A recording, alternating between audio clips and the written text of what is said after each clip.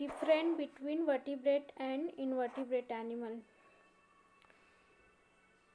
Chordates और non chordates जो animal हैं उसमें किस प्रकार से विभिन्नताएं हैं उसको हम इस समय देखेंगे।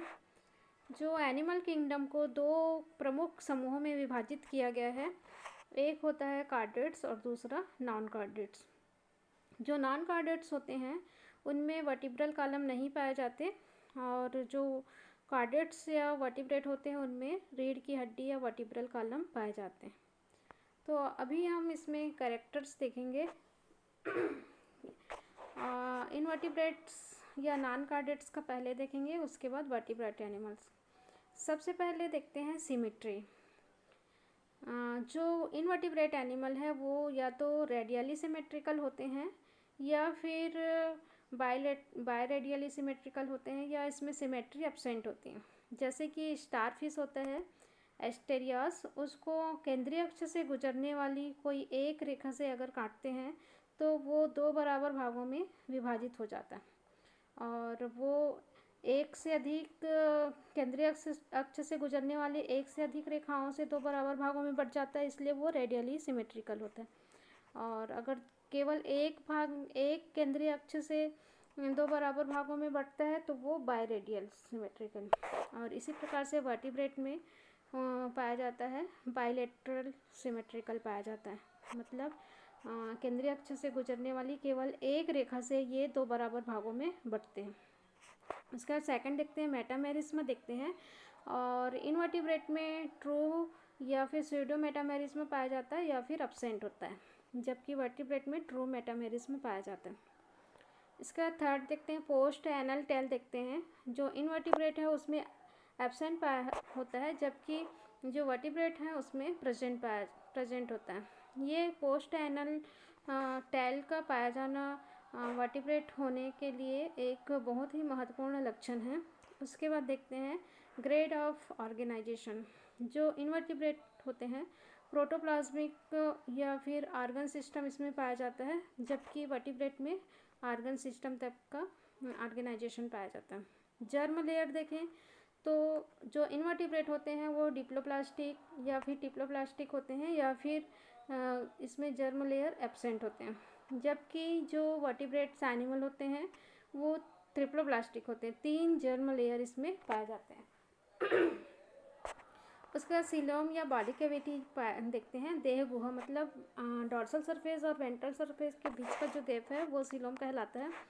तो इनवर्टिब्रेट एनिमल्स जो होते हैं वो एसिलोमेट्स होते हैं या फिर स्यूडोसिलोमेट्स होते हैं, और कुछ ट्रू सिलोमेट्स भी होते हैं। स्यूडोसिलोमेट्स तब कहते हैं जब सीलोम का फॉर्मेशन मेसोडर्म के अलावा अन्य किसी लेयर से हो जाता है, और वर्टिब्रेट में ट्रू सीलोम पाया जाता है, मतलब इसमें जो सीलोम होता है उसका निर्माण मेसोडर्म से होता है। उसके बाद देखते हैं लिम्स डेरिवेशन। तो इसमें फ्रॉम द सेम सेगमेंट होता है, और जबकि जो वर्टिब्रेट होते हैं उसमें सेवरल सेगमेंट्स होते हैं। और नोटोकार्ड देखें तो ये नोटोकार्ड का पाया जाना वर्टिब्रेट का एक बहुत ही अनिवार्य लक्षण है, तो इसलिए ये नोटोकार्ड जो होता है इनवर्टिब्रेट्स में नहीं पाया जाता, इसे बैकबोन भी कहते हैं। और जबकि वर्टिब्रेट में ये जीवन चक्र के किसी न किसी अवस्था में नोटोकार्ड जो होता है वो पाया जाता है। नोटोकार्ड जो या बैकबोन जो होता है एक रिंग लाइक वर्टिब्री का फॉर्मेशन करता है, जिसे कैसेरुका कहते हैं, जो मनुष्य में 33 होते हैं। और उसके बाद देखते हैं गट का पोजीशन। तो इनवर्टिब्रेट्स में देखें तो dorsal to the nerve cord होता है, जबकि वर्टिब्रेट में ventral to the nerve cord होता है। उसके बाद नेक्स्ट देखते हैं फेरेंजियल गिल स्लिट। ये भी वर्टिब्रेट होने के लिए बहुत ही अनिवार्य लक्षण है, और फेरेंजियल गिल स्लिट जो है इनवर्टिब्रेट में एब्सेंट होता है, जबकि लाइफ के किसी न किसी स्टेज में फेरेंजियल गिल स्लिट जो होता है वो वर्टिब्रेट में प्रेजेंट होता है। उसके बाद देखते हैं एनस। तो एनस जो है वो लास्ट सेगमेंट में ओपन होता है या फिर एब्सेंट होता है, और वर्टिब्रेट में ये अलग अलग ओपनिंग होता है इसका, और लास्ट सेगमेंट के पहले ही ये ओपन हो जाते हैं। उसके बाद देखते हैं ब्लड वेस्कुलर सिस्टम। तो ब्लड वेस्कुलर सिस्टम इनवर्टिब्रेट में ओपन प्रकार का, क्लोज्ड प्रकार का या फिर एब्सेंट होता है। ये जब ब्लड जो है डायरेक्ट बॉडी कैविटी में भरा रहता है तब ओपन प्रकार का कहलाता है, और जब आर्टरी या वेंस में वो बंद परिपथ में बहता है तो क्लोज्ड टाइप का कहलाता है। और वर्टिब्रेट में हमेशा क्लोज्ड टाइप का ब्लड वेस्कुलर सिस्टम पाया जाता है और बहुत ही विकसित होता है। उसके बाद हार्ट देखते हैं। हार्ट जो है इनवर्टिब्रेट में डॉर्सल होता है, लेटरल पोजीशन में होता है या फिर एब्सेंट होता है, जबकि वर्टिब्रेट में हमेशा ये हार्ट जो होता है वो वेंट्रली प्लेस्ड होता है, अधर तल में पाया जाता है। उसके बाद नेक्स्ट देखते हैं डॉर्सल ब्लड वेसल्स। तो इनवर्टिब्रेट में डॉर्सल ब्लड जो फ्लो होता है वो एंटेरियरली होता है, जबकि इसमें जो ब्लड वेसल्स जो होता है वो उनका फ्लो जो होता है पोस्टेरियरली होता है। उसका नेक्स्ट देखते हैं हेपेटिक पोर्टर सिस्टम। यकृत निवाहिका तंत्र जो होता है इनवर्टिब्रेट में एब्सेंट होता है, जबकि वर्टिब्रेट में प्रेजेंट होता है। हीमोग्लोबिन जो कि एक रेस्पिरेटरी पिगमेंट होता है, ये इनवर्टिब्रेट के प्लाज्मा में पाया जाता है या फिर एब्सेंट होता है, जबकि वर्टिब्रेट में ये रेड ब्लड कॉर्पसल्स में पाया जाता है, और जिसके कारण से ब्लड का रंग जो होता है लाल होता है, ये ऑक्सीजन को कैरी करता है। उसके बाद देखते हैं नेक्स्ट रेस्पिरेशन।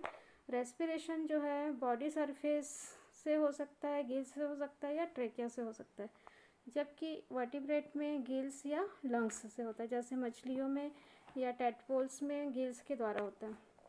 इसके बाद नेक्स्ट देखते हैं नर्व सिस्टम। तो नर्व सिस्टम वर्टिब्रेट में हालो प्रकार का होता है, वो अंदर से खोखला होता है, और जबकि जो इनवर्टिब्रेट होते हैं उनमें सॉलिड होते हैं। ब्रेन देखें तो फेरिंग्स के ऊपर होते हैं या फिर एब्सेंट होते हैं, और ये वर्टिब्रेट में dorsal to pharynx in head.